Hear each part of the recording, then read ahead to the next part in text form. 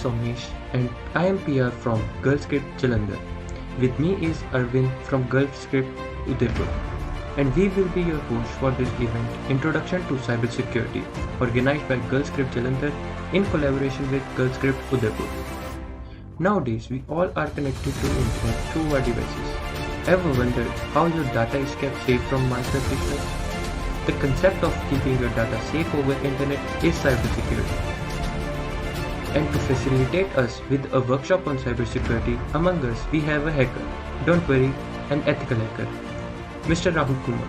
He is the CEO and founder of CyberWing Security, a volunteer in national cybercrime, and also provide training in the field of cybersecurity.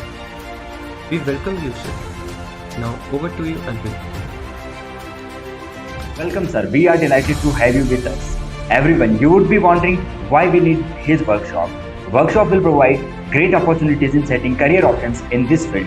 And if you like challenges, you are at the right school. So guys, participate in the workshop with enthusiasm for next hour. If any questions or query, do type in chat box. Over to you, sir. Thank you. So today's agenda, आज हम किन चीज़ों को cover करने वाले हैं, क्या वो टॉपिक्स है जिनके बारे में आज हम बात करेंगे।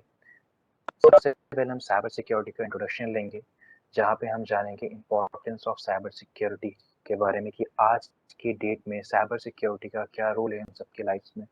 सेकेंड थिंग, हम एथिकल हैकिंग क्या है साइबर सिक्योरिटी में, क्योंकि कई लोगों को मिसकंसेप्शन है कि एथिकल हैकिंग ही साइबर सिक्योरिटी है और साइबर सिक्योरिटी ही एथिकल हैकिंग है।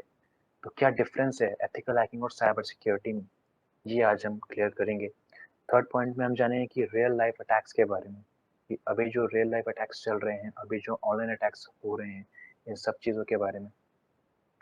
फोर्थ, हम बात करेंगे क्या सच में आज के टाइम पे जो हमें लगता है कि हम सिक्योर हैं, अगर हमने सब कुछ फुल हमने कॉम्प्लेक्स पासवर्ड लगा रखा है एंड ये टू फैक्टर ऑथेंटिकेशन हमने लगा रखा है, क्या तब भी हम फुली सिक्योर हैं?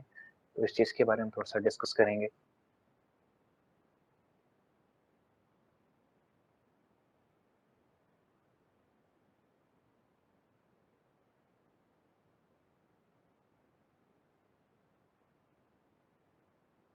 नेक्स्ट हम बात करेंगे लाइव अटैक्स के बारे में, जहाँ पे मैं आपको कुछ प्रैक्टिकल्स बताऊंगा, like fishing, homograph and URL spoofing, session hijacking and कितना सिक्योर है हमारा पासवर्ड, कितना ज़्यादा स्ट्रॉन्ग है।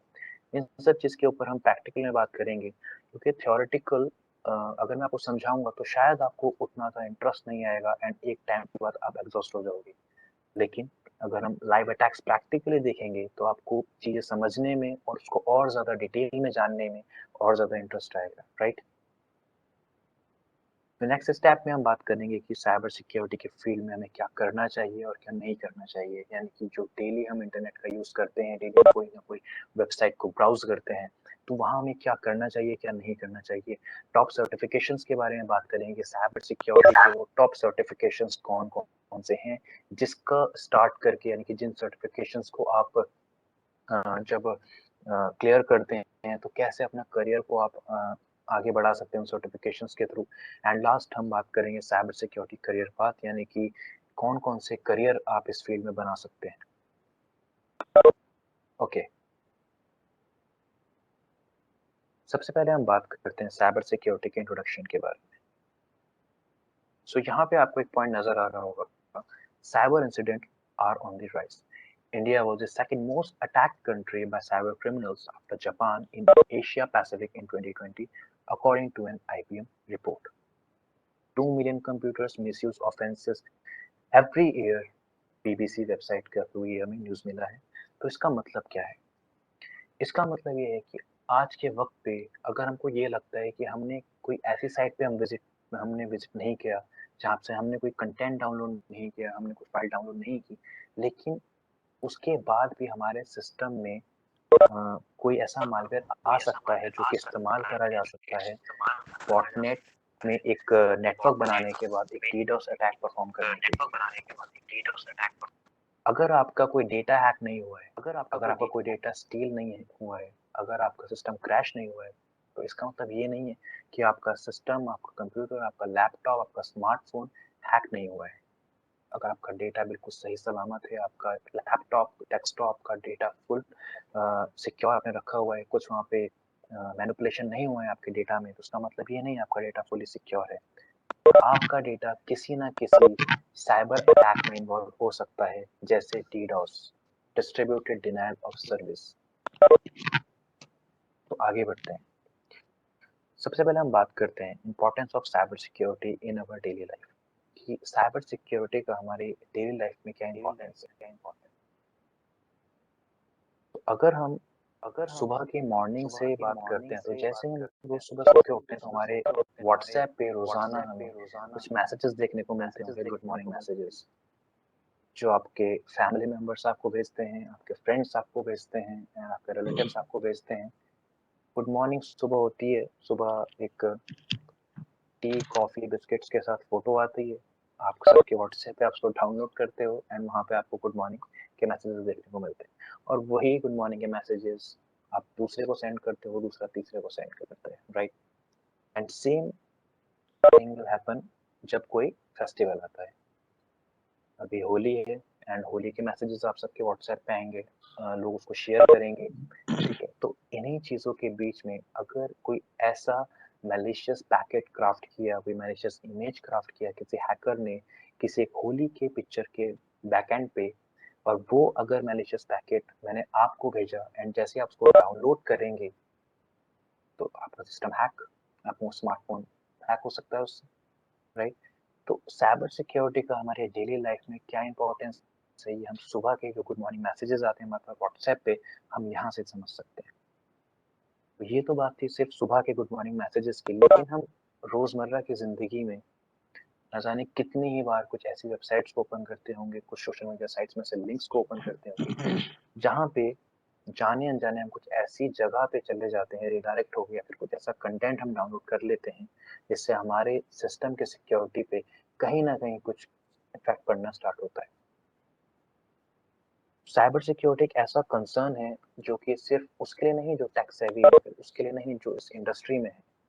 आज जो लोग भी स्मार्टफोन्स का इस्तेमाल कर रहे हैं, जो लोग भी लैपटॉप्स, कंप्यूटर्स का इस्तेमाल कर रहे हैं, सभी के लिए साइबर सिक्योरिटी बहुत ही ज़्यादा इम्पोर्टेंट हो चुका है।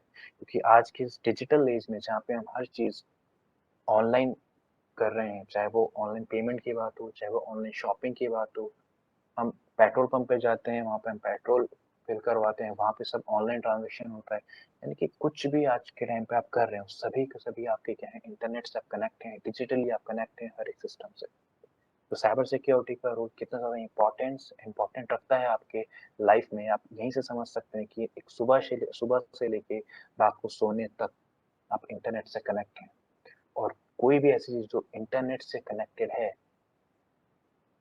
वो हैकर्स की नज़रों से या फिर साइबर क्रिमिनल्स की नज़रों से नहीं बच सकती।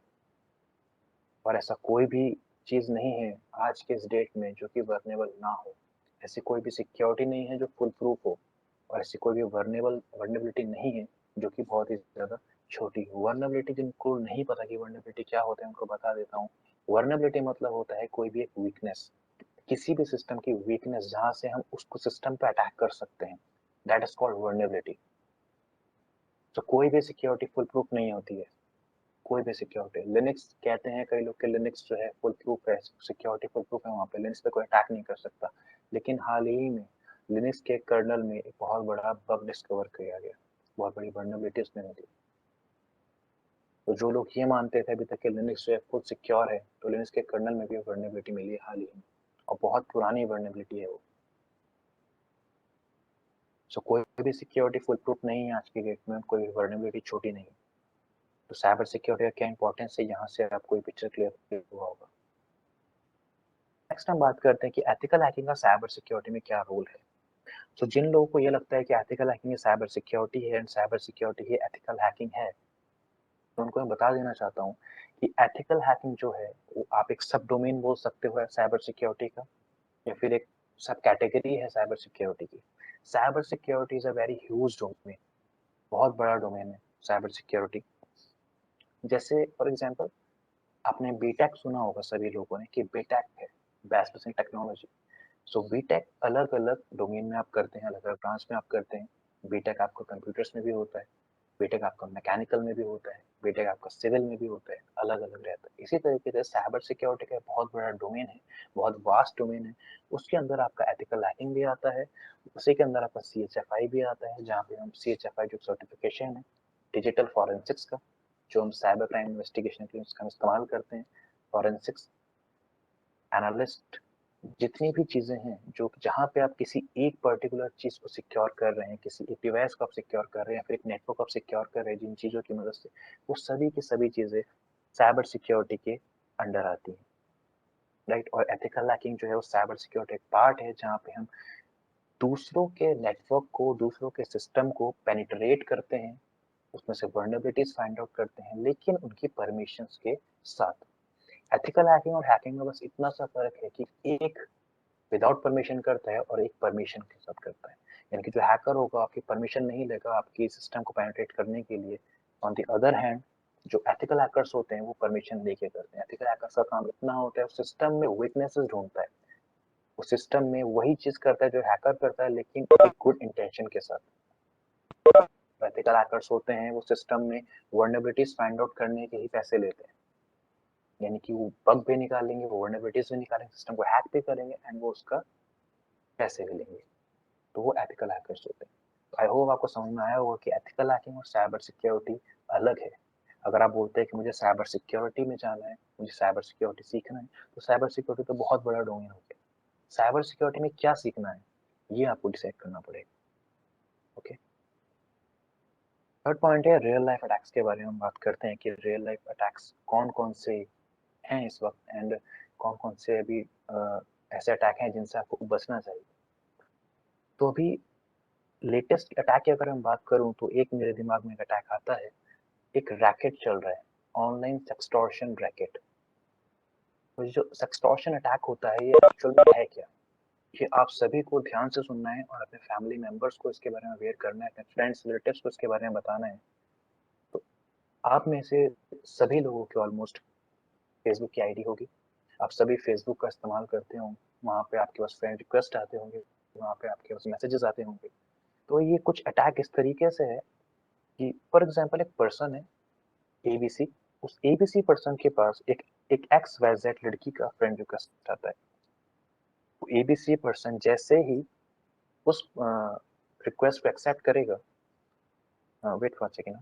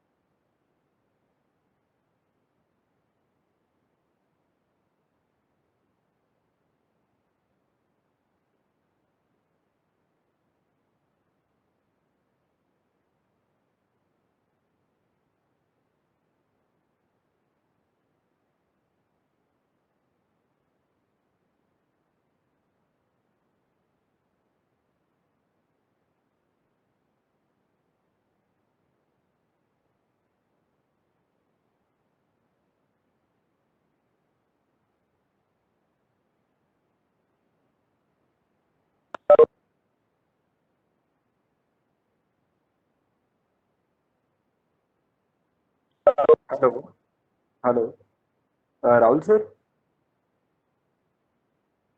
Hello, your mic is on mute. Hello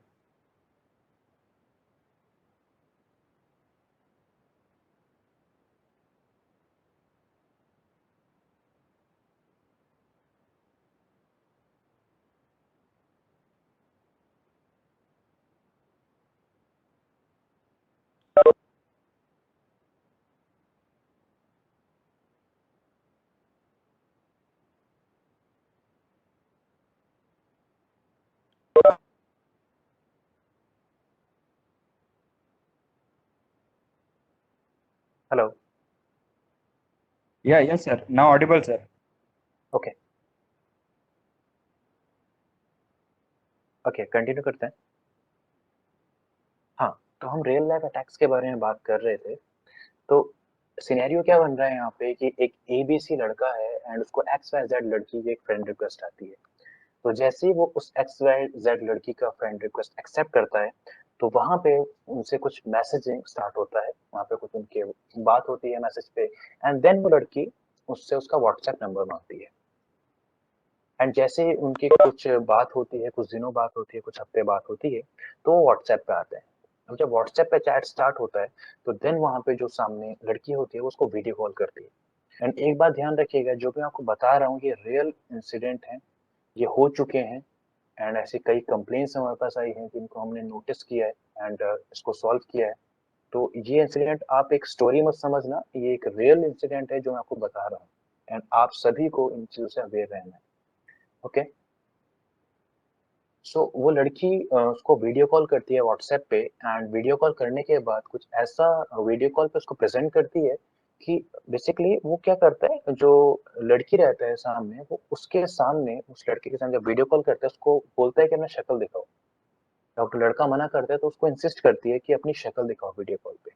तो जब वो उसका कैमरा ऑन करवाती है लड़के का, एंड वो खुद भी अपना कैमरा ऑन करती है लड़की, तो वहां पे वो क्या करते हैं, वो अपना जो कपड़े होते हैं वो फुल तरीके से एक तरीके से न्यूड हो जाती है।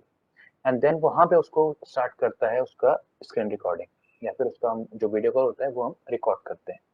एंड आफ्टर दैट जो भी पर्सन होता है सामने वाला, जो भी उसका रिएक्शन होता है, जैसे कई लोग घबरा जाते हैं, तो उसने वीडियो कॉल एंड करा। उसके कुछ देर बाद या फिर उसके कुछ दिन बाद उसके पास एक कॉल या मैसेज आता है। उसको बोलते हैं कि अगर आपने आपका बोलता है कि आपका हमको एक वीडियो मिला है इस तरह का, अगर आपने हमें इतना अमाउंट ऑफ रुपीज नहीं दिया तो हम क्या करेंगे, आपको ये वीडियो वायरल कर देंगे। अभी सामने वाले से जो पैसों की डिमांड करते हैं, ठीक है, वो इतना ज्यादा नहीं करते हैं, वो छोटा सा अमाउंट को बोलते हैं, 2-4 हजार रुपए। 2-4 हजार रुपए उसको मांगेंगे उससे। एंड 2-4 हजार रुपए की ज्यादा बड़े अमाउंट नहीं लगती है सामने वाले जो पर्सन को, जिसने उसका वीडियो कॉल एक्सेप्ट किया था। तो देन वहां पे क्या करेगा, उसको पेमेंट कर देता है। अब सामने वाले बंदे को ये लगेगा कि हाँ मैंने पेमेंट कर दिया, इसका मतलब अब मैं फुल सिक्योर हूँ, अब कोई दिक्कत वाली बात नहीं है। कुछ दिनों बाद दोबारा से उसके पास कॉल आता है, दोबारा से एक मैसेज आता है, एक वीडियो उसके व्हाट्सएप पे आता है। वो वहां से बात करते हैं कि हम इस डिपार्टमेंट से बात कर रहे हैं, हम साइबर सेल से बात कर रहे हैं, आपका एक वीडियो हमको मिला है, अगर ऐसा ऐसा आप नहीं करोगे तो हम आपका वीडियो वायरल कर देंगे ना, आपके खिलाफ हम केस भी कर सकते हैं। देन वहां से क्या बोलते हैं कि आप अच्छा, हमको अगर आपको इसको केस को सॉल्व करना है तो आपको हमें इतने रुपए दो। एंड देन हम क्या करेंगे, आपका ये वीडियो वायरल नहीं करेंगे। तो देन अगेन वो उनसे कुछ 2-4 हजार रुपए की डिमांड करते हैं, एंड अगेन ये मामला जो है ठंडा हो जाता है। कुछ टाइम बाद दोबारा से उसके पास एक व्हाट्सएप आता है और बोलते हैं कि हम यूट्यूब से इस कम्युनिटी से बात कर रहे हैं, आपका एक वीडियो हमको मिला है, हम यूट्यूब पे अपलोड करने वाले हैं। दोबारा से उससे क्या पैसे मांगे जाते हैं और वापस से उसका ये सब केस को बोलते हैं हम सॉल्व कर देंगे, ऐसा ऐसा बोलते हैं। मतलब स्टार्टिंग में उसके संग चल रहा था, वो सारी चीजें एक लूप में चलती हैं। और वो 2-4 हजार रुपए जो उसने स्टार्टिंग में पे करे थे, जहाँ पे उसको ये लग रहा था कि ये 2-4 हजार रुपए ज्यादा बड़ा अमाउंट नहीं है, तो इस चीज से उसको धीरे धीरे धीरे करके उसके 50 हजार से 1 लाख और जितने भी अकाउंट में उसके पैसे होते हैं पूरे खाली करा दिए जाते हैं। तो ये पूरा एक अटैक चल रहा है अभी ऑनलाइन, फेसबुक पे सबसे ज्यादा चल रहा है कि। एंड जो मेजरली शिकार बनाया जा रहा है, तो जो 18 से 24 साल के लड़के हैं उनको ये टारगेट करा जा रहा है। उनको ऐसे फ्रेंड रिक्वेस्ट आती हैं, एंड वहाँ पे जब उनकी फेसबुक की ठीक से बात हो जाती है, देन व्हाट्सएप पे आते हैं, देन व्हाट्सएप पे सारी चीजें होती हैं।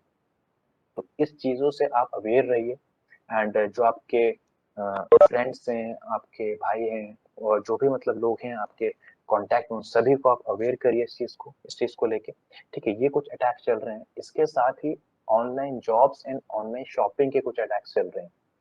अभी ड्यूरिंग कोविड कई ऐसे ऑनलाइन शॉपिंग की वेबसाइट्स रेडी करी गई हैं जो कि फेक हैं, जो दिखने में आपको बिल्कुल लेजिट लगेगी, आपको ऐसी सिक्योर साइट्स नजर आएंगी, लेकिन वो क्या होंगी, वेबसाइट्स एक पूरी तरीके से क्या होंगी, फेक वेबसाइट्स होंगी। आपको वहाँ पे जो भी आप ऑनलाइन शॉपिंग के, अगर आप वहाँ पे अपने टी शर्ट्स देखते हैं, जीन्स देखते हैं, शर्ट्स देखते हैं, तो दिखने में आपको बिल्कुल ही लेजिट चीजें लगेंगी। आपको लगेगा इसका प्राइस सही है एंड डिजाइनिंग अच्छा है, जो भी क्वालिटी आप देखना चाह रहे हैं उस पूरा आपको प्रॉपर दिखाया जाएगा।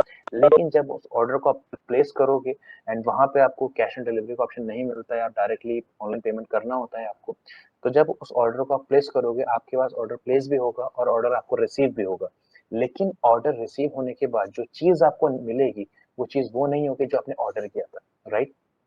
तो ये कुछ चीजें चल रही हैं। इसके साथ ही ऑनलाइन जॉब्स में कुछ डेटा एंट्री फ्रॉड चल रहा है। आपके पास एक कॉल आता है, एक ईमेल आता है किसी कंपनी से कि हम XYZ ईमेल कंपनी से बात कर रहे हैं एंड यहाँ पे हम आपको ये वाला जॉब ऑफर कर रहे हैं जिसमें आपको इतने अमाउंट ऑफ वर्ड्स लिखना है, इसका हम आपको इतना चार्ज करेंगे।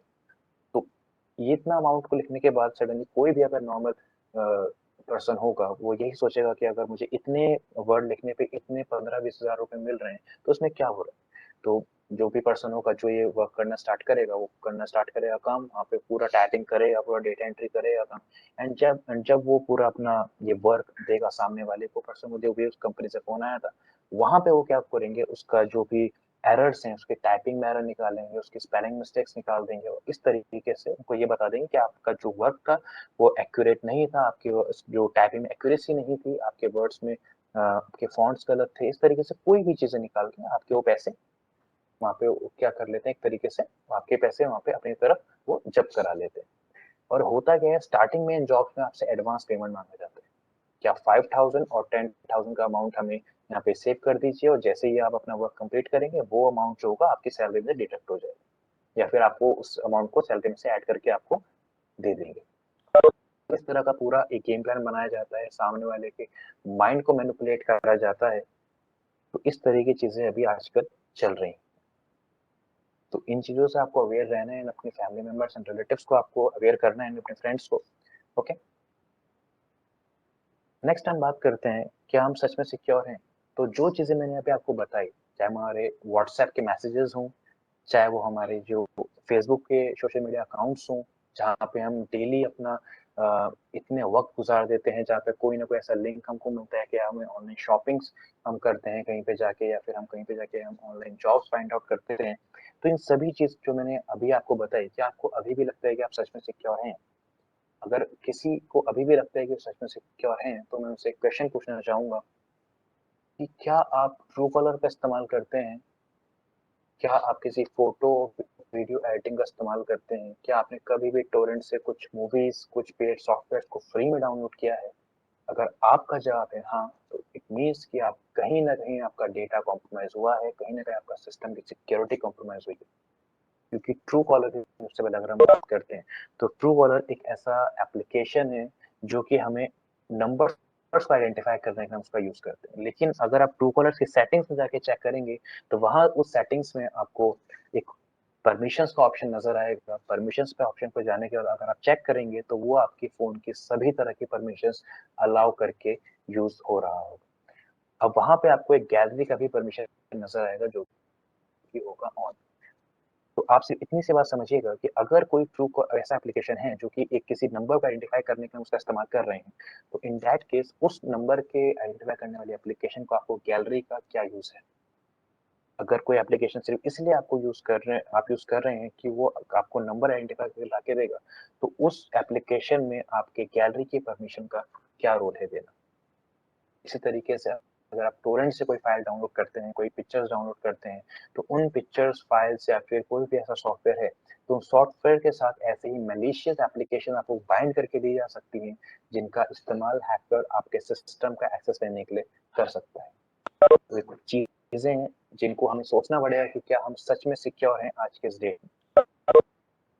ओके, आगे बढ़ते हैं। तो अब हम बात करते हैं सोशल इंजीनियरिंग के बारे में कि सोशल इंजीनियरिंग क्या होती है।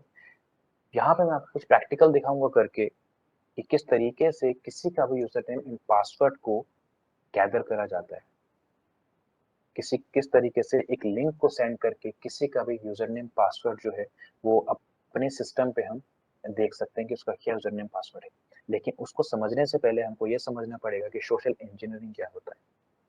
सोशल इंजीनियरिंग एक ऐसा अटैक होता है जहां पे हम ये देखते हैं कि किस तरीके से हम सामने वाले के माइंड को मैनिपुलेट करके उसका इंपॉर्टेंट इंफॉर्मेशन, उसकी कॉन्फिडेंशियल इंफॉर्मेशन हम गैदर कर सके। जब हम किसी सामने वाले की माइंड को मैनिपुलेट करके उसका इंफॉर्मेशन गैदर करते हैं, that is called social engineering, the art of hacking human mind. और एक बहुत अच्छी बुक भी है इस पे जो मैंने आपको बताई, the art of hacking human mind.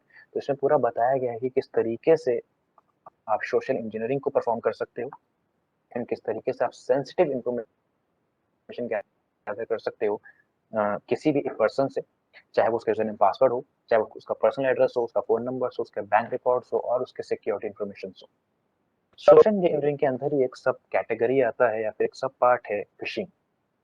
Fishing एक ऐसा अटैक होता है जो कि हम सामने वाले को एक ऐसा लिंक भेजते हैं वाया ईमेल, जो लिंक जैसे वो क्लिक करेगा तो उसको लगेगा एक लेजिटिमेट वेबसाइट है।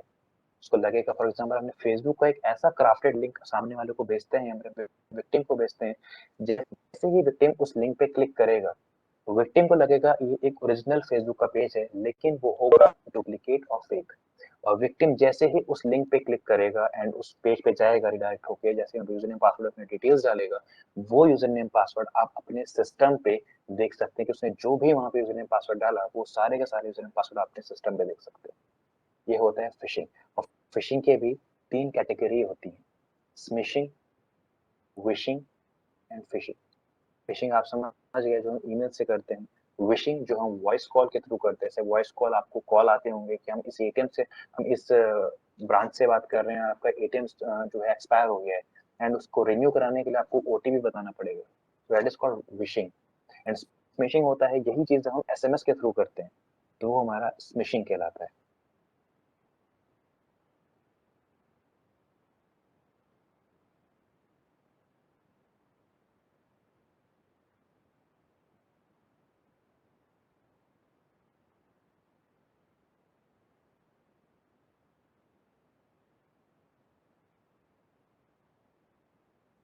ग्राफ की बात करते हैं तो, या फिर हम बात करते हैं कि एक रेशो, परसेंटेज रेशो की, तो जो वुमेन्स होते हैं वो मेन से अकॉर्डिंग सोशल इंजीनियरिंग में बहुत ज्यादा उनका परसेंटेज हाई है।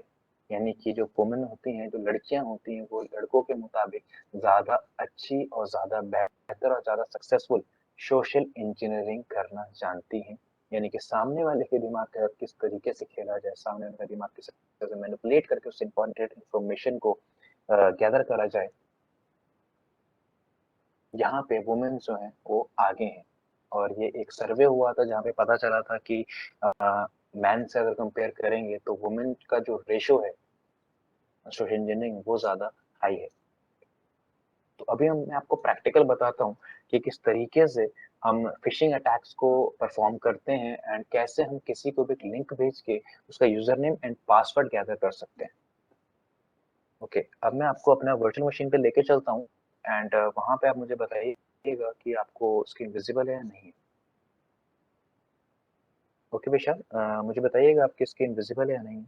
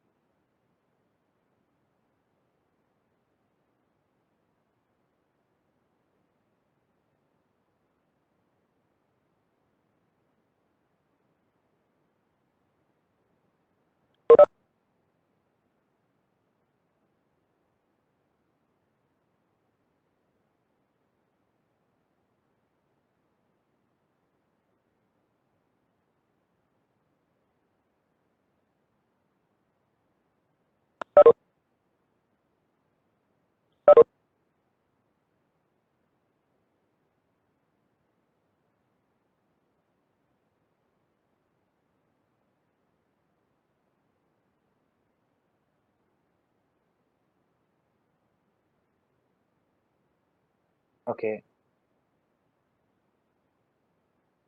Anyone please let me know. My screen is visible or not? Okay, thank you.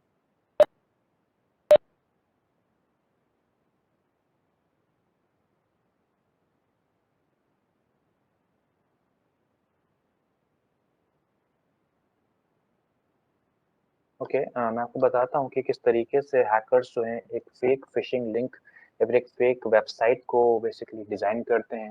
And एक सिंपल सा टूल है जी फिशर। इसके थ्रू हम फिशिंग लिंक को बना सकते हैं एंड अपने विक्टिम को भेज सकते हैं। जैसे ही विक्टिम उस पर क्लिक करेगा एंड वहाँ पे अपना यूजर नेम पासवर्ड डालेगा एंड वो यूजर नेम पासवर्ड अपनी मशीन पे देख सकते हैं।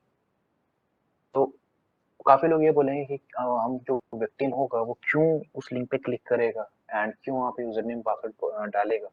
इसी को सोशल इंजीनियरिंग बोलते हैं कि किस तरीके से आप उसको मैनिपुलेट करोगे, उसको इस तरह से दिखाओगे कि हाँ इस लिंक पे आपको क्लिक क्यों करना चाहिए। ठीक है, तो उसी को सोशल इंजीनियरिंग बोलते हैं। तो मैं आपको बताता हूँ किस तरीके से वो क्राफ्टेड लिंक बनाया जाता है।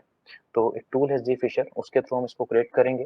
वैसे तो बहुत सारे तरीके हैं, आप मैनुअली कोड लिख के भी लिंक्स को रेडी कर सकते हैं, लेकिन अभी क्योंकि हमारे पास इतना वक्त नहीं है कि हम प्रॉपर कोड लिख के यहाँ पे आपको प्रेजेंट करें, इसलिए मैं टूल के थ्रू आपको बताऊंगा किस तरीके से हम उस टूल के थ्रू एक क्राफ्टेड लिंक को रेडी कर सकते हैं।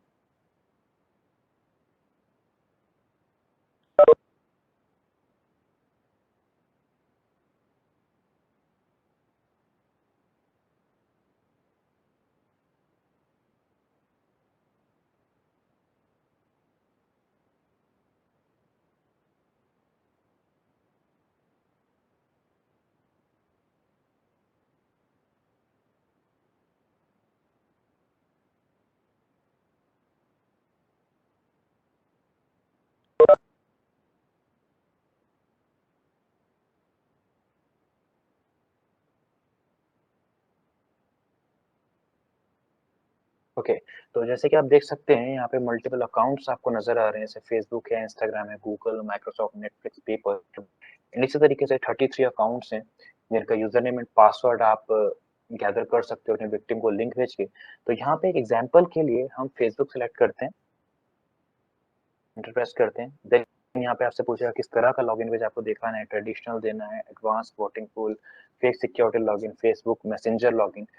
तो यहाँ पे ट्रेडिशनल लॉगिन पेज क्रिएट करते हैं, वन प्रेस करते हैं। एंड देन यहाँ पे पूछ रहा है आपको कौन सा पोर्ट फॉरवर्डिंग सर्विस ऑन करनी है, तो ngrok अभी फिलहाल के हम ऑन करते हैं यहाँ पे।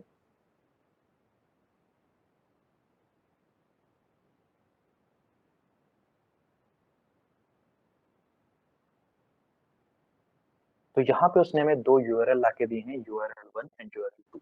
अब ये जो यूआरएल है ये आपको भेजने अपने विक्टिम को, एंड जैसे ही वो इस पे क्लिक करेगा एंड वहाँ पे यूजर नेम पासवर्ड डालेगा, वो सेम यूजर नेम पासवर्ड आपको यहाँ पे नजर आएंगे। मैं आपको दिखाता हूँ, यहाँ से मैं इसको कॉपी करता हूँ लिंक को एंड मैं अपनी मशीन में इसको पेस्ट करता हूँ। जो मेरी बेस मशीन है उसमें इसको पेस्ट करता हूँ।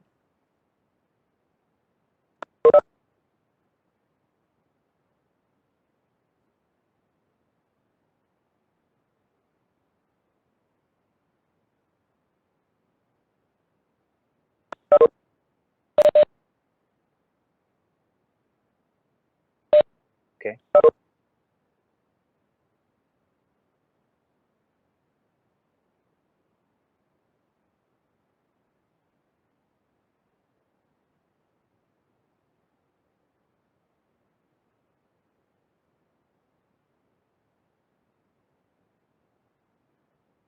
Is it visible now? Okay,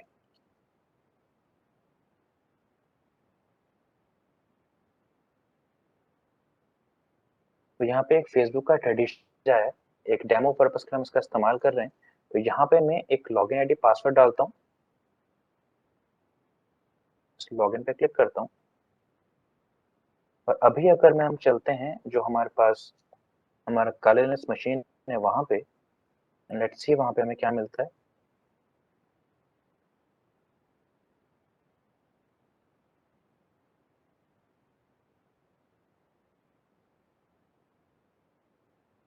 okay, मेरा कलरलेस मशीन आपको दिख रहा है।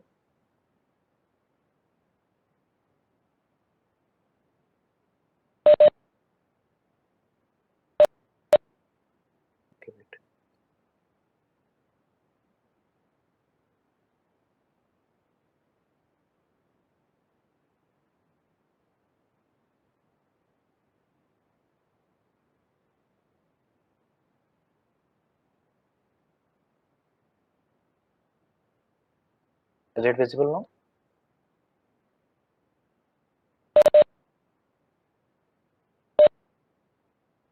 हेलो। हाँ, ओके। तो यहाँ पे आपको देख रहा होगा account Rahul at mastersin.it.in and password जो मैंने 1234567 वहां पे एंटर किया था।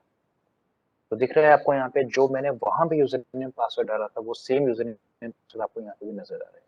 और इस लिंक को आप वर्ल्ड में कहीं पे भी सेंड कर सकते हैं किसी को, एंड इन रियल टाइम जैसे ही वो वहाँ पे यूजर नेम पासवर्ड एंटर करेगा वो सेम इन्फॉर्मेशन आपको यहाँ पे नजर आ जाएगी। तो इसको फिशिंग बोलते हैं। तो यहाँ पे इस तरीके से हैकर्स कुछ क्राफ्टेड लिंक का इस्तेमाल करते हैं हमारे यूजर नेम और पासवर्ड को अपने सिस्टम पे एक्सेस करने के लिए, हमारे यूजर नेम पासवर्ड को चुराने के लिए।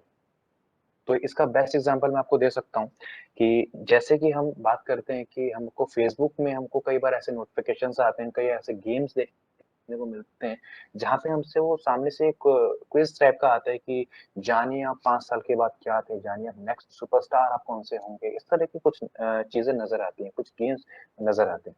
तो उन गेम्स को खेलने के लिए कई बार आपने देखा होगा, नोटिस किया होगा कि वहां पे हमसे वो लॉगिन आईडी पासवर्ड पूछता है। एंड जैसे ही लॉगिन आईडी पासवर्ड आप क्लिक करोगे तो वहां पे गेम का पेज ओपन होगा। लेकिन इन रियल टाइम में क्या होता है, जैसे यहाँ पे अपना यूजर नेम और पासवर्ड आप लॉगिन करोगे वो सेम यूजर नेम पासवर्ड आपका अटैकर के पास चला जाएगा, जिस तरीके से हमने यहाँ पे देखा। तो इसको हम फिशिंग बोलते हैं। आई होप आपको क्लियर हुआ होगा कि फिशिंग क्या होता है।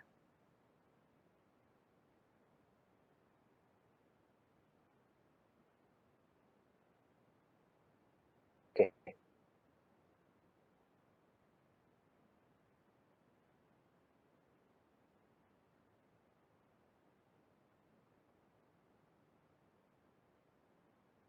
ओके, नेक्स्ट हम बात करते हैं अब यूआरएल स्पूफिंग के बारे में।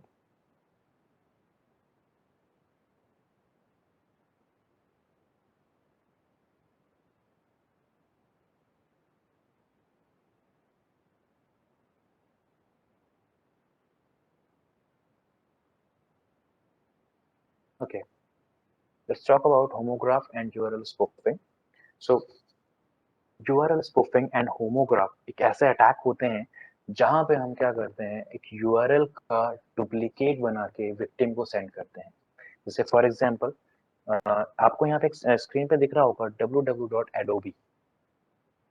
तो अभी अगर आप रैंडमली किसी भी पर्सन को लिंक भेजोगे तो उसको नजर आएगा, अगर वो टेक सेवी होगा या फिर अगर वो एडोब के सॉफ्टवेयर का इस्तेमाल करता होगा तो उसको नजर आएगा डायरेक्टली। अगर आप किसी को मैसेज भेजते हो तो इतना ध्यान से कभी भी किसी लिंक को नहीं देखेगा, डायरेक्टली उस पर क्लिक करेगा। लेकिन अगर आप ध्यान से देखोगे तो यहाँ पे बी के नीचे एक डॉट लगा हुआ है। तो ये होमोग्राफ्स कैरेक्टर्स होते हैं जो कि हर एक कैरेक्टर को यूनिकोड में अगर आप लिखेंगे तो उसके जैसा मिलता जुलता कैरेक्टर आप रेडी कर सकते हो, उसके जैसा मिलता जुलता वर्ड आप रेडी कर सकते हो। तो इसी तरीके से उन वर्ड्स को इस तरह से यूनिकोड कैरेक्टर्स को, एस्काई कोड के कैरेक्टर्स को हम जोड़ के एक यूआरएल बना सकते हैं, क्राफ्टेड यूआरएल हम डिजाइन कर सकते हैं, जो कि जैसे ही हम यूआरएल विक्टिम को भेजते हैं तो विक्टिम को नजर आएगा एक सेम यूआरएल, उसको लगेगा कि ये वही यूआरएल है जो मतलब विजिट करना चाह रहा हूँ। जैसे उस पर क्लिक करेगा तो वहां पे एक फेक वेबसाइट पे रिडायरेक्ट होगा। लेकिन उस विक्टिम के लिए, जिस पर्सन को हमने लिंक भेजा है, उसके लिए वो होगा एक वो वेबसाइट बिल्कुल रियल। बट आपके लिए जिसने वो फेक वेबसाइट बनाया है या फिर जो फेक यूआरएल बनाया है, वहां पे जैसे ही जाके अपने क्रेडेंशियल्स डालेगा वो क्रेडेंशियल्स आपके अकाउंट में आपको नजर आ सकते हैं। तो उसका एक बहुत छोटा सा एग्जांपल मैं आपको दे सकता हूँ। तो मैं यहाँ पे एक्सेल अपना ऑन करता हूँ और यहाँ पे मैं एक छोटा सा एग्जांपल आपको दिखाता हूँ।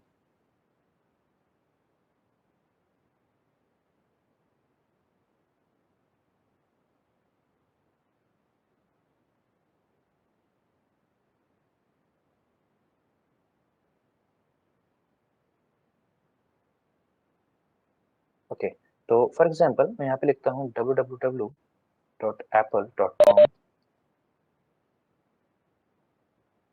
हाँ, ओके,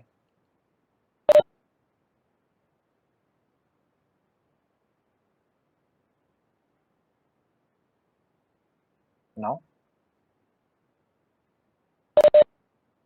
ओके।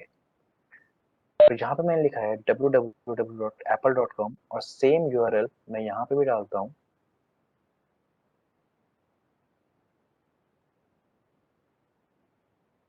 www.apple.com।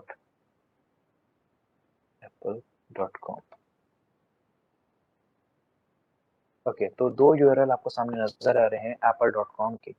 तो सोमेश खत्री, सोमेश मैं आपसे पूछना चाहूंगा, इन दोनों यूआरएल में से अगर मैं आपसे कहूं कि एक यूआरएल जो है वो फेक है, तो क्या आप आइडेंटिफाई कर पाएंगे कि कौन सा यूआरएल फेक है?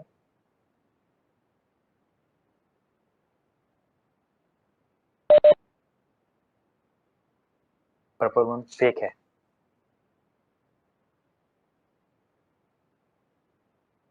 ओके, सो अगर मैं इसको कॉपी करता हूं, अगर मैं कॉपी भी नहीं करना, मैं सिंपली यहाँ पे अपना कर्सर लेके जाता हूँ, तो क्या नजर आ रहा है आपको कर्सर पे? apple.com, right? सेम अगर मैं कर्सर यहाँ पे लेके जाऊं तो क्या नजर आ रहा है आपको?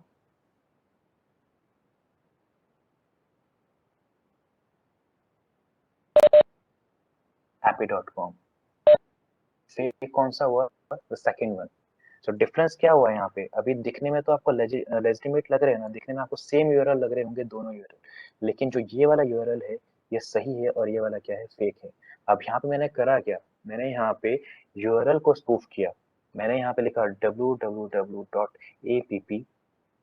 एप्पल की स्पेलिंग क्या होती है? APPLE, right? मैंने यहाँ पे एल की जगह लगाया कैपिटल INE.com। क्योंकि डिफरेंस आप देख पा रहे हैं, यहाँ पे डिफरेंस है। इसको बोलते हैं यूआरएल स्पूफिंग। इस तरीके से एक वेबसाइट है irongeeks.com, वहां पे जाके आप इस तरह के मिलते जुलते कैरेक्टर्स को इस्तेमाल करके एक फेक यूआरएल बना सकते हैं। इसको हम यूआरएल स्पूफिंग बोलते हैं एंड होमोग्राफ बोलते हैं। क्लियर?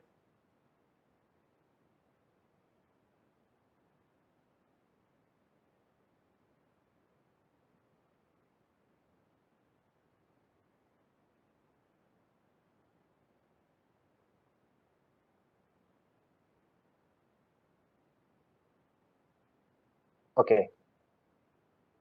अगर आपको ये देखना हो कि आपका पासवर्ड कितना ज्यादा स्ट्रांग है, तो इसके लिए एक वेबसाइट मैं आपको बताता हूँ, how secure is my password. तो जैसे ही आप इस वेबसाइट पे जाके लॉग इन करोगे या फिर इस वेबसाइट पे जाओगे, तो वहां से आपसे वो पूछेगा कि आपका पासवर्ड क्या है। तो आपको जिस भी अकाउंट का पासवर्ड देखना हो, तो वो वाला अकाउंट बेसिकली उस वाला पासवर्ड आपको वहां पे जाके एंटर करोगे, देन वो आपको एक आउटपुट में बताएगा कि आपका जो पासवर्ड है वो कितना ज्यादा स्ट्रांग है। तो मैं आपको दिखाता हूँ करके।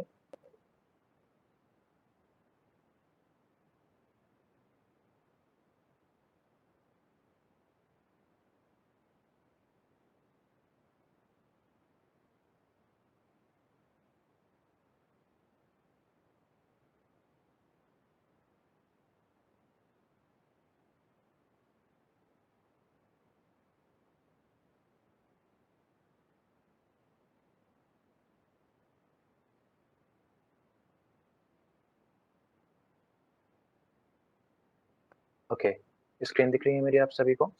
सो यहाँ पे how secure is my password dot net website है। Hello, excuse me, sir.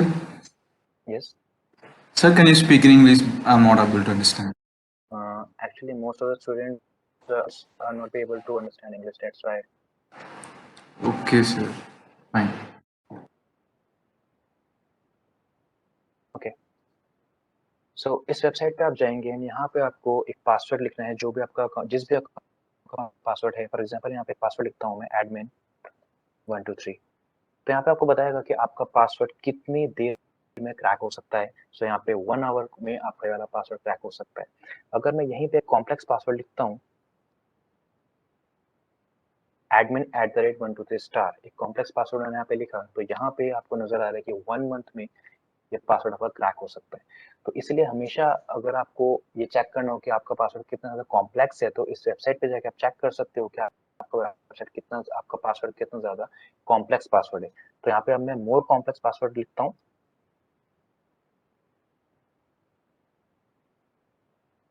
तो यहाँ पे मैंने एक पासवर्ड लगाया, cyber@123 star hash exclamation mark. 93 trillion years लगेंगे इस पासवर्ड को क्रैक करने में। तो इस वेबसाइट पे जाके आप चेक कर सकते हैं कि आपका पासवर्ड कितना ज़्यादा सिक्योर है या फिर नहीं है। ओके,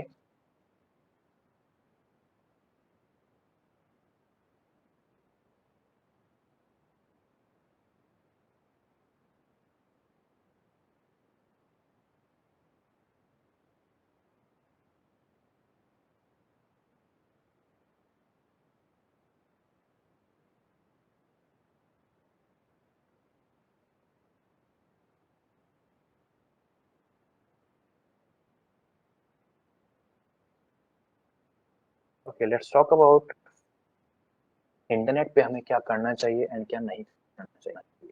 तो स्क्रीन के सामने आपके पास कुछ पॉइंट्स आ रहे होंगे जहाँ पे मैंने आपको बताया है कि क्या आपको इंटरनेट पे करना चाहिए और क्या नहीं करना चाहिए। जैसे कि हमेशा जो आपका पासवर्ड है वो आपको कॉन्फिडेंशियल रखना है एंड हमेशा कॉम्प्लेक्स रखना है। मीन्स टू से कि हमेशा पासवर्ड में कुछ अल्फाबेट्स होने चाहिए, कुछ नंबर्स होने चाहिए, कुछ स्पेशल कैरेक्टर्स होने चाहिए। इस तरह का पासवर्ड आपको रखना है एंड हमेशा 15 से 20 दिनों में आपका पासवर्ड हमेशा आपको चेंज करते रहना है। हमेशा आपके एंटीवायरसेस हों, चाहे वो आपको कोई भी सिक्योरिटी सॉफ्टवेयर हो, हमेशा उनको अप टू डेट रखना है। क्योंकि अगर आप उसको अप टू डेट नहीं रखेंगे तो जो लेटेस्ट पैचेस होते हैं वो रिलीज होते हैं, लेकिन अगर आप उसको अपडेट नहीं करेंगे तो आपकी मशीन में, कंप्यूटर सिस्टम में वो अपडेट नहीं हो पाएंगे। हमें आपको ईमेल्स को ध्यान से देखना है, क्योंकि हमने अभी जैसे कि देखा है कि किस तरीके से हमें क्राफ्टेड लिंक को बना के सामने वाले को मैनिपुलेट करके उस लिंक पे क्लिक करवा के लॉगिन आईडी पासवर्ड्स का हम गैदर कर सकते हैं। तो इस तरह की चीजों से आपको बचना है। एंड कभी भी अगर आप अपना हार्ड ड्राइव फॉर्मेट कर रहे हैं या फिर अपना हार्ड ड्राइव किसी को दे रहे हैं या फिर अपना स्मार्टफोन अगर आप बेच रहे हैं ऑनलाइन, तो हमेशा उसको, अगर आप लोग ये सोचते हैं कि हम उसको फॉर्मेट करके देंगे एंड तो हमारा डेटा फुली सिक्योर है, हमारा डेटा कहीं नहीं जाएगा, तो ये सबसे बड़ी गलती है आप लोगों की। क्योंकि कोई भी हार्ड ड्राइव हो, कोई भी स्मार्टफोन हो, कभी भी अगर आप उसको फॉर्मेट करते हैं और ये समझते हैं कि डेटा हमारा चला गया, डेटा हमारा डिस्ट्रॉय हो गया, तो ऐसा कभी भी नहीं होता है। चाहे आपका हार्ड ड्राइव हो, चाहे आपका स्मार्टफोन हो, जब कभी भी हम फॉर्मेट करते हैं तो हमारा डेटा डिस्ट्रॉय नहीं होता है, डेटा हमारा हार्ड ड्राइव में ही रहता है। सिर्फ क्या होता है, उतनी, अगर मान लो फॉर एग्जांपल 100 जीबी का डेटा है, 100 जीबी डेटा को आपने फॉर्मेट कर दिया, तो 100 जीबी का डेटा को हार्ड ड्राइव क्या करेगा, ब्लैंक कर देगा, लेकिन हार्ड ड्राइव का जो डेटा होगा वो खत्म नहीं होगा। वो 100 जीबी का डेटा, जब डेटा सिस्टम उतना स्पेस ब्लैंक करेगा तो नेक्स्ट 100 जीबी अगर आप उसमें डालते हैं तो वो उसी डेटा के ऊपर ओवरराइट करता है। हार्ड ड्राइव कभी भी डेटा को फॉर्मेट नहीं करता है कंप्लीटली।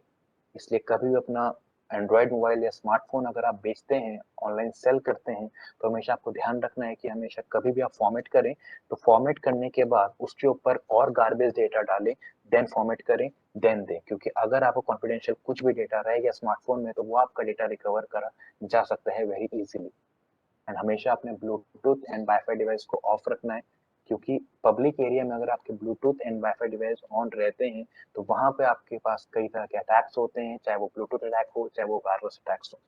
तो ये कुछ डू एंड डोंट्स हैं जो आपको करने चाहिए और नहीं करने चाहिए on internet. Okay, so last हम बात करते हैं टॉप साइबर सिक्योरिटी सर्टिफिकेशंस के बारे में। सबसे पहले इसमें है CEH, सर्टिफाइड एथिकल हैकिंग, जो कि आपको इसी काउंसिल प्रोवाइड कराता है। अगर आप साइबर सिक्योरिटी में एंट्री लेना चाह रहे हैं या फिर आप साइबर सिक्योरिटी में नए हैं एंड आप इस करियर में अपना एंड आप इस डोमेन में अपना करियर बनाना चाहते हैं, तो आप CES सर्टिफिकेशन से स्टार्ट कर सकते हैं, सर्टिफाइड एथिकल हैकिंग के। क्योंकि नेक्स्ट जो सर्टिफिकेशन मैं आपको बताने वाला हूँ OSCP, offensive security certified professional, उस सर्टिफिकेशंस को पास करने के लिए, फिर क्रैक करने के लिए जो नॉलेज की जरूरत है वो आपको CEH से मिलती है। क्योंकि OSCP जो है बिल्कुल ही प्रैक्टिकल एक कॉन्सेप्ट है OSCP में, यानी कि यहाँ पे आपको टोटली आपको थ्योरी नहीं मिलेगा, डायरेक्टली आपको प्रैक्टिकल अप्रोच पे यहाँ पे काम करना रहता है। तो OSCP को क्रैक अगर आप करते हैं तो उसके लिए आपको CEH की जरूरत पड़ती है ट्रेनिंग की। तो CEH वो सर्टिफिकेशन है जो कि साइबर सिक्योरिटी में करियर में स्टार्टिंग में आपके लिए हेल्प कर सकता है। एंड देन आप OSCP पे जा सकते हैं। अगर आप पेनिट्रेशन टेस्टर बनना चाहते हैं तो आप OSCP को सर्टिफिकेशन ऑप्ट कर सकते हैं। थर्ड इसमें CHFI है, कंप्यूटर हैकिंग फॉरेंसिक इन्वेस्टिगेटर। सो अगर आप फॉरेंसिक्स में आपका इंटरेस्ट है, साइबर क्राइम को इन्वेस्टिगेट करने में अगर आपका इंटरेस्ट है, तो आप CHFI से स्टार्ट कर सकते हैं।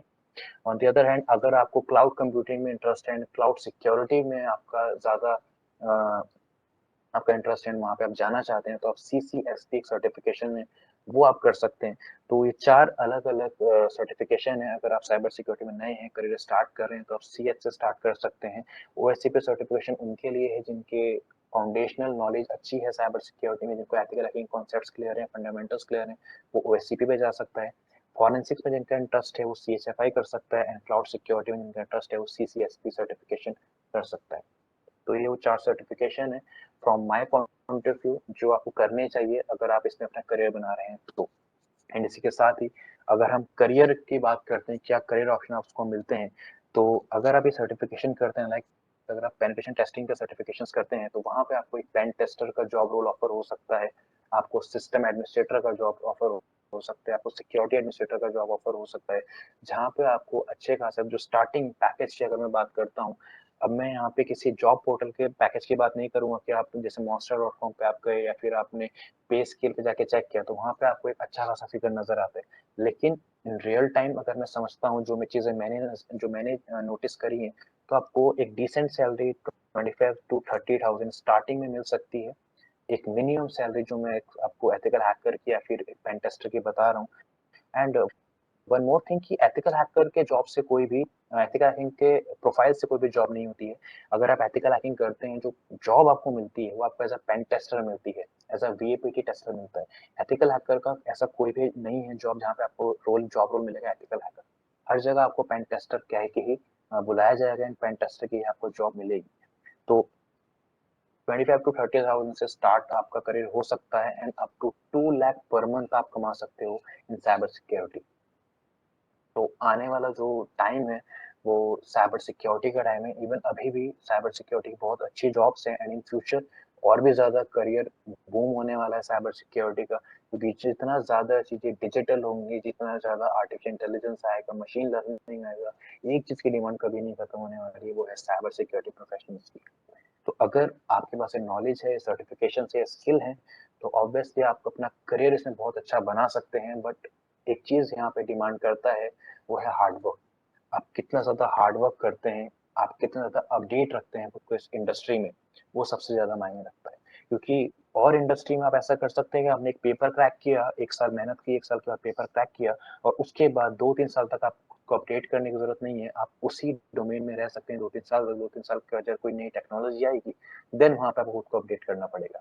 लेकिन on the other hand cyber security में ऐसा नहीं है। साइबर सिक्योरिटी में आपको हर दिन अपडेट करना पड़ता है खुद को, आपको हर महीने खुद को अपग्रेड करना पड़ेगा, क्योंकि हर दिन, हर सेकंड एक नया थ्रेट आ रहा है, हर एक नया सेकंड एक नया मालवेयर रिलीज़ हो रहा है। तो उन थ्रेट को समझने के लिए, उन अटैक्स को समझने के लिए, उन मालवेयर्स को समझने के लिए आपको खुद की नॉलेज को अपडेट करना पड़ेगा, आपकी खुद की स्किल्स को अपडेट करना पड़ेगा। तो अगर आप हार्ड वर्क करना जानते हैं, अगर आप कंसिस्टेंट रहना पसंद करते हैं, तो ये फील्ड आपके लिए है। अदरवाइज अगर आप ऐसा सोचते हैं कि अगर मैं 2-4 सर्टिफिकेशन कर लूंगा एंड उसके बाद मेरा जॉब सेट है, मेरा करियर सेट है, उसके बाद मुझे कुछ मेहनत नहीं करनी पड़ेगी, तो ऐसा बिल्कुल भी नहीं है। साइबर सिक्योरिटी का एक बिटर ट्रूथ यही है कि आपको यहाँ पे कंसिस्टेंट रहना पड़ता है, आपको हार्ड वर्क करना पड़ता है एंड आपको यहाँ पे खुद को अपडेट रखना पड़ता है as compare to other industries. तो नहीं है, लेकिन यहाँ पे ऐसा है कि आपको जब तक आपको करियर में रहना है, चाहे आप 40 साल, 45 साल, 50 साल अगर आप काम करना चाहते हैं, तो आपको इतने साल जो है काम करना पड़े, इतने साल आपको जो है सॉरी आप खुद को अपडेट रखना पड़ेगा अगर आपको इस फील्ड में रहना है, इस डोमेन में रहना है तो। एंड बहुत अच्छा सैलरी भी तभी मिलेगा जब तक आप खुद को आप अपडेट करेंगे। तो ये था आज का वेबिनार जहाँ पे मैंने आपको बताया साइबर सिक्योरिटी के बारे में, साइबर सिक्योरिटी क्या है, कुछ बेसिक अटैक्स मैंने आपको बताया कि कैसे कैसे अटैक परफॉर्म करते हैं एथिकल हैकर्स एंड क्या टेक्निक्स वो यूज करते हैं, अभी कौन कौन से अटैक्स ऑनलाइन चल रहे हैं जिनसे आपको बचना है एंड इवन आपकी फैमिलीज को आपको अवेयर करने इन सब चीज़ों के बारे में। एंड कुछ सर्टिफिकेशंस के बारे में डिस्कस किया कि कौन कौन सी सर्टिफिकेशन है, क्या करियर पाथ है, क्या सैलरी आपको उसमें मिलती है एंड ये सब चीज़ों के बारे में आज हमने डिस्कस किया। आई होप आप सभी को ये सेशन पसंद आया होगा एंड एंजॉय किया होगा आपने इस सेशन को। एंड अगर कुछ क्वेश्चंस हैं तो आप पूछ सकते हैं। Sumesh Khatri.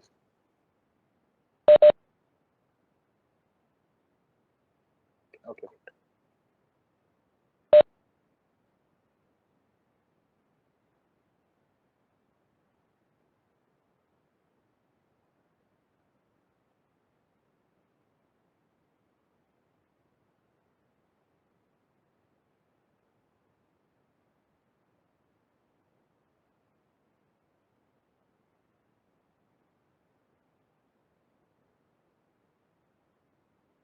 Okay, a question है कि is it possible to hack a phone just with a phone number? I have heard people getting threats like that.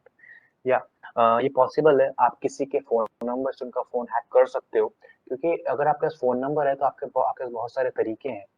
अगर फोन नंबर इसका मतलब ही नहीं आप किसी कॉल करके फोन हैक कर दोगे, लेकिन अगर फोन नंबर है तो आप उसको कॉल भी कर सकते हो, आप उसको एसएमएस भी कर सकते हो, और अगर वो नंबर उसके व्हाट्सएप पे है तो आपको उसको व्हाट्सएप भी कर सकते हो, उसका नंबर अगर कहीं पे उस नंबर से उसने आईडी बना रखी है, लाइक इंस्टाग्राम अगर उसने बना रखा है, कोई भी सोशल मीडिया अकाउंट अगर बना रखा है, तो उस नंबर से आप पता लगा सकते हो कि उसका नंबर किस अकाउंट पे है, एंड देन उन अकाउंट को आप टारगेट कर सकते हो, क्योंकि आपको माइंडसेट एक हैकर वाला रखना है। अब जरूरी नहीं हैकर, अगर आप ये सोचते हो कि हम कॉल करेंगे फोन हैक हो जाएगा, जरूरी नहीं हर बार ऐसा पॉसिबल हो। आपको अलग अलग तरीके ढूंढने पड़ेंगे। देखिए एक ही चीज को करने के 100 तरीके होते हैं, जरूरी नहीं कि पहला तरीका आपने कहा उससे काम नहीं आया तो आगे के जो 99 वेज हैं वो भी वेस्ट हैं। आपको हर तरीके से सोचना है कि आप किन किन तरीके से किसी के फोन को हैक कर सकते हो, लेकिन कभी भी आप इलीगल चीजें मत सोचो कि हम कैसे किसी का फोन हैक करेंगे, कैसे किसी का फेसबुक हैक करेंगे। हमारे पास डेली रिक्वेस्ट आता है कि 20,000 ले लीजिए, 25,000 ले लीजिए, इसका एक फेसबुक हैक करना है, इसका एक आईडी हैक करना है, इसका व्हाट्सएप हैक करना है, इसके व्हाट्सएप के मैसेजेस पढ़ने हैं। हमको डेली रिक्वेस्ट आते हैं, लेकिन प्लीज आप अपना एक माइंडसेट बदलिए, क्योंकि जब तक आप अपना माइंडसेट नहीं बदलेंगे ना तो तब तक आप ग्रोथ नहीं कर पाएंगे। किसी का फेसबुक आईडी हैक करके, किसी का व्हाट्सएप हैक करके आप इतना अच्छा ग्रो नहीं कर पाएंगे। एक लिमिटेड टाइम तक आप रहेंगे। आपने किसी का फेसबुक आईडी हैक किया, व्हाट्सएप हैक किया, तो उससे आपको कुछ बेनिफिट नहीं मिलने वाला है। एक पर्सनल सेटिस्फेक्शन जरूर आपको मिल जाएगा, लेकिन अगर आप करियर पॉइंट ऑफ व्यू से सोचेंगे तो वहां पे आपको, मुझे नहीं लगता आपको कुछ इतना ज्यादा अचीवमेंट उस चीज से मिलेगा कि जो आपको आगे जाके हेल्प करे।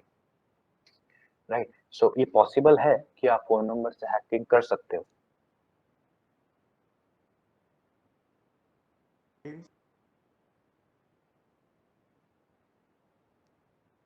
हेलो। अगर आपका ईमेल एड्रेस, आपको देखना है कि आपका ईमेल एड्रेस कहीं ना कहीं कॉम्प्रोमाइज नहीं हुआ है, तो एक वेबसाइट है have I been pwned.com। तो इस वेबसाइट पे जाके आप चेक कर सकते हो, वहां पे अपना वेबसाइट का जो भी वेबसाइट है, सॉरी, जो भी आपका ईमेल एड्रेस है, वो ईमेल एड्रेस वहां पे आप डालोगे, एंड अगर आपका ईमेल एड्रेस किसी भी डेटा ब्रीचेस में इंक्लूड होगा तो आपको लाके देगा कि आपका ईमेल एड्रेस जो है कॉम्प्रोमाइज हुआ है या फिर नहीं हुआ है।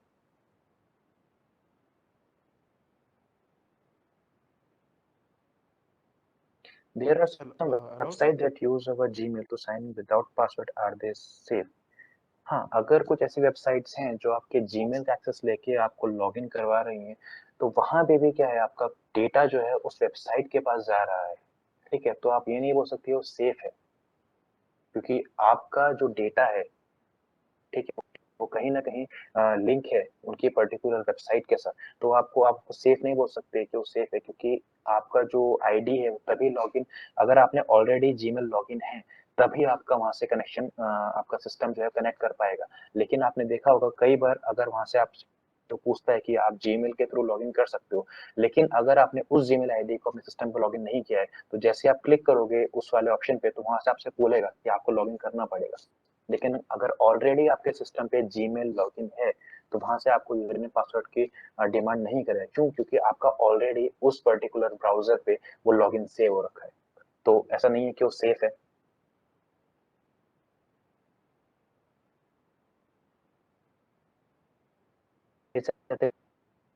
लीगल हैकिंग और इलीगल, एथिकल हैकिंग लीगल है, लेकिन तब जब आपके पास पूरा परमिशन हो।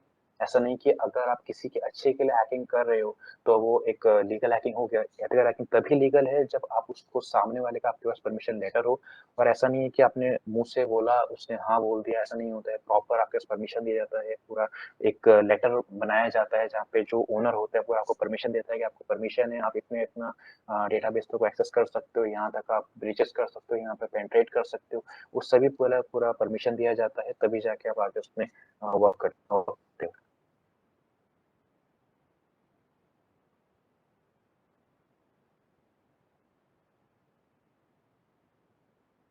ओके, इन क्वेश्चंस बस इतने से ही थे। एंड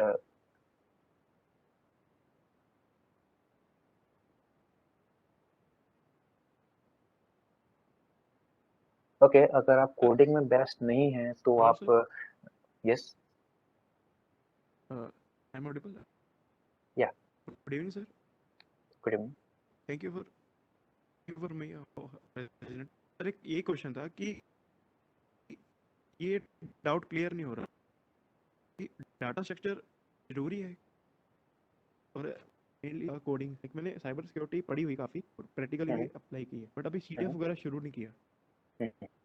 तो उसमें जैसे CTF चार्ट्स करने हैं, जैसे हम्म, हैकर ये बग क्राउड पे या दूसरे, हम्म।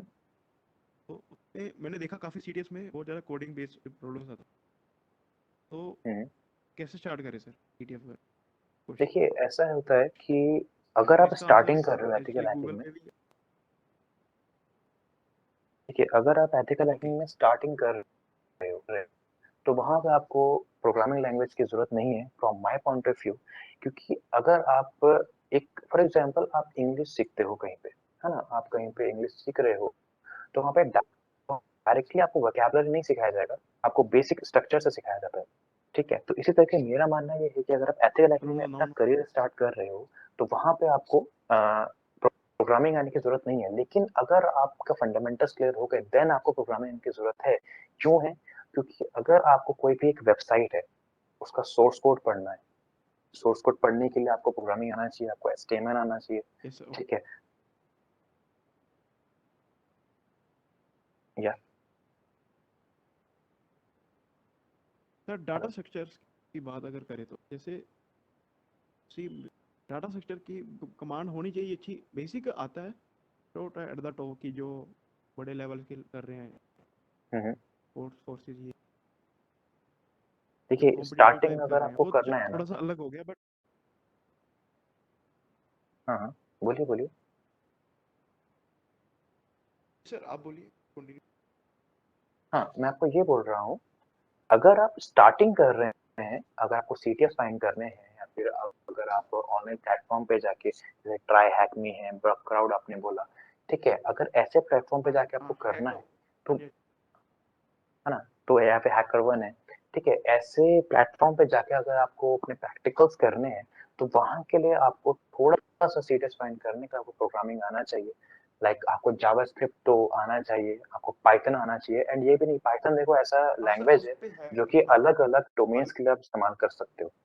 ठीक है, अगर पाइथन सीखना है तो बेसिक आपका जो पाइथन फंडामेंटल है वो तो क्लियर होना ही चाहिए। फिर उसके बाद एक आता है पाइथन और पेनिट्रेशन टेस्टिंग। हाँ फंडामेंटल। ठीक है, जी जावास्क्रिप्ट और सर जी। Penetration testing. अगर आप पाइथन देखो, पाइथन आप मशीन लर्निंग में भी इस्तेमाल कर सकते हो, सर डेटा साइंस में भी इस्तेमाल कर सकते हो, मैथमेटिक्स में इस्तेमाल कर सकते हो, अकाउंटेंसी में इस्तेमाल कर सकते हो। लेकिन आपको अपने डोमेन में उसका इस्तेमाल करना है तो आपको अपने डोमेन का वहां पे सीखना पड़ेगा। उसके लिए आप लैंग्वेज सीख सकते हो, पाइथन और पेनिट्रेशन टेस्टिंग।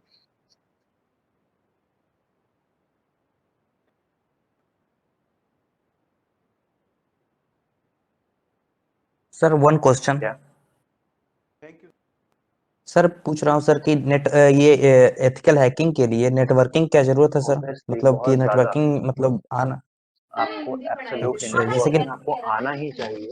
इ- क्योंकि इस सेमेस्टर में नेटवर्किंग मेरा है मत उतना नहीं केयर किया, लेकिन अब देख रहे हैं तो नेटवर्किंग बहुत जरूरी है, राउटर का ये सब का फंक्शन वगैरह, आईपी एड्रेस। बिल्कुल, सो नेटवर्किंग बहुत ही ज़्यादा ज़रूरी है एथिकल हैकिंग में। क्योंकि देखिए पूरा का पूरा जो इंटरनेट है ना, ये सब नेटवर्किंग और इंटर नेटवर्किंग से ही चल रहा है। अगर आपको यही नहीं पता होगा कि नेटवर्क में पैकेट्स किस तरीके से फ्लो कर रहे हैं, आईपी क्या होता है, टीसीपी/आईपी क्या होता है, डेटा लिंक, जो डेटा हमारा फ्लो कर रहा है नेटवर्क में, कौन कौन सी लेयर से होता हुआ गुजर रहा है, अगर आपको यही नहीं पता होगा तो आप किस तरीके से हैकिंग करोगे? क्योंकि अगर आप एथिकल हैकिंग कर रहे हो तो वहाँ पे आपको पूरा एक स्ट्रक्चर पता होना चाहिए कि नेटवर्क कैसे रन कर रहा है, एक इंटरनेट कैसे चल रहा है। इंटरनेट क्या है? Basically it is a network of networks. ठीक है, छोटे छोटे नेटवर्क्स का बड़ा बहुत बहुत ही बड़ा नेटवर्क है, उसको हम इंटरनेट बोलते हैं। तो एक नेटवर्किंग का नॉलेज तो बहुत ही ज्यादा जरूरी है। इवन एक बार को अगर स्टार्टिंग में आपको प्रोग्रामिंग नहीं आई फिर भी आप स्टार्ट कर सकते हो, लेकिन अगर आपको नेटवर्किंग नहीं आती तो आप स्टार्ट नहीं कर सकते हो ethical hacking.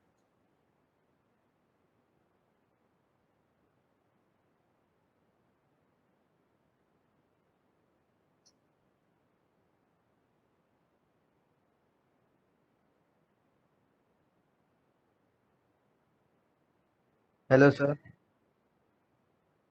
Hello. Hello. Hello, sir. I have a question. या So my question is कि ethical hackers are being granted an license or something है, मतलब उन्हें कोई लाइसेंस वगैरह दिया जाता है क्या हैकिंग करने के लिए, या फिर कोई एग्रीमेंट? हाँ एज वही इन सर मैंने हैकर बताया अभी। हैकिंग तो हाँ। करेगा ही सर। हम्म। जी सर। हाँ मैंने वही उसका क्या बताया। रूल है सर? हाँ वही बता रहा हूँ कि एथिकल हैकिंग में ये नहीं है, अगर आप किसी को अच्छे पर्पज से हैकिंग कर रहे हो तो मतलब आप एक इलीगल काम कर रहे हो। जब तक आपके पास रिटर्न में लेटर नहीं होता है, किसी भी कंपनी का जब पेनिट्रेशन टेस्टिंग करते हो तो रिटर्न में लेटर मिलता है, रिटर्न में डॉक्यूमेंटेशन होता है जहाँ पे पूरा का पूरा क्राइटेरिया बताया जाता है कि क्या अलाउ है क्या अलाउ नहीं है। जब कहीं पेनिट्रेशन टेस्टिंग करने जाते हो, कोई आपको बुलाता है तो प्रॉपर फाइलिंग होता है, हर एक का डॉक्यूमेंट बनाया जाता है कि आपको क्या क्या परमिशन है, तो पूरा आपको परमिशन देता है, एक एग्रीमेंट साइन होता है, देन आप क्या करते हो आगे जाके हैकिंग परफॉर्म करते हो। सेम उसी तरह है जिस तरीके से अगर आप बग बाउंटी करते हो, तो बग बाउंटी करने का तो ये नहीं है आप किसी की वेबसाइट पे जाके बग निकालोगे आप सोचो कि मुझे इसका पैसे मिल जाएंगे, ऐसा बिल्कुल भी नहीं। अगर आप बग बाउंटी करते हो तो आपके पास वो आपका जो बग बाउंटी प्रोग्राम है, आप उस बग बाउंटी प्रोग्राम में एनरोलमेंट आपको होना चाहिए, और जो कंपनी बग बाउंटी करवा रही है उसका एक प्रोग्राम होना चाहिए। अगर कोई कंपनी ऐसा प्रोग्राम करवा ही नहीं रही है तो आपके पास कोई हक नहीं है कि आप अपनी वेबसाइट पे जाके आप बग्स निकालोगे उनको रिपोर्ट करोगे। इवन वो आपके खिलाफ केस भी कर सकते हैं अगर वो चाहें तो, क्योंकि उनका कोई आपने परमिशन नहीं दिया है, कोई ऐसा प्रोग्राम नहीं दिया है जो आपने उनकी वेबसाइट में जाके बग निकाले। आई थिंक एग्जैक्टली आपको सर, क्लियर हो गया होगा। एग्जैक्टली सर, इसलिए मैंने सर आपसे पूछा कि सर फॉर पर्सनल यूज, जैसे कि सर कोई मुझे कहता है कि किसी ने मुझे कहा कि भाई इसका ये हो गया है तो मुझे इसका हैक करवाना है, और ये एग्जांपल आपने भी दिया सर कि कोई आपसे हैकिंग करवा रहा है 20-25 हजार रुपए देके, तो सर क्या वो लीगल होगा? नहीं ये बिल्कुल लीगल नहीं है, क्योंकि आप कर क्या रहे हो, एंड ऑफ द डे आप हैकिंग ही कर रहे हो। जिसका हैकिंग कर रहे हो क्या उसका परमिशन है आपको? अगर मैं आपको बोलता हूँ कि आपका क्या नाम है? शिवम वर्मा सर। ओके शिवम, शिवम मैं आपको बोलता हूँ कि मेरे फ्रेंड का फेसबुक अकाउंट हैक करना है, मैं आपको रिटर्न में दे रहा हूँ, क्या आप उसका फेसबुक अकाउंट हैक करोगे एंड वहां पे आपने एक लीगल वर्क किया है? Sorry sir, what you sir? अगर मैं आपको रिटर्न में लिख के दूं कि जी सर। शिवम मेरा फ्रेंड है एक्स वाई जेड, उसका आपको फेसबुक अकाउंट हैक करना है, मैं आपको रिटर्न में देता हूँ, एंड आपके जी कल सर। कल को आप उसका फेसबुक अकाउंट हैक कर लेते हो, तो क्या आपने एक लीगल वर्क किया है? सर लीगल तो नहीं है सर। आंसर मिल गया आपको। सर बट एक तरह से ये लीगल हो सकता है क्योंकि आपने रिटर्न में दिया है। मैंने दिया है ना, जी लेकिन सर, बट उसका वो अकाउंट है। It is not ethical sir, it is not certified. या या okay, so thank you so much all of you. आज का सेशन मुझे बहुत अच्छा लगा आप लोगों के संग करके, एंड आई होप आप सभी को भी अच्छा लगा होगा आज का session.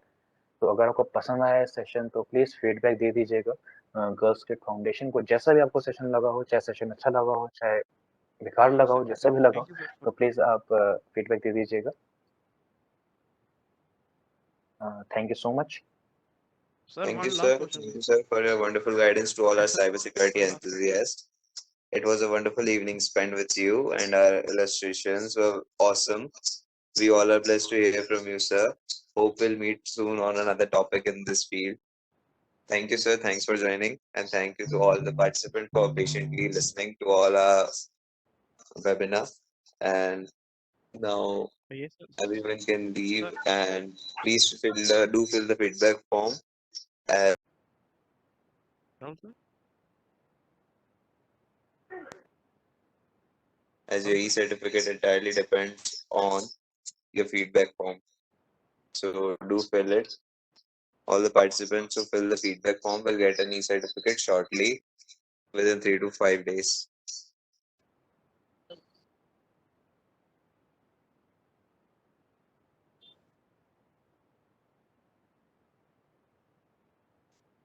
Thank you so much, everyone. Now you can leave. Thank you, sir.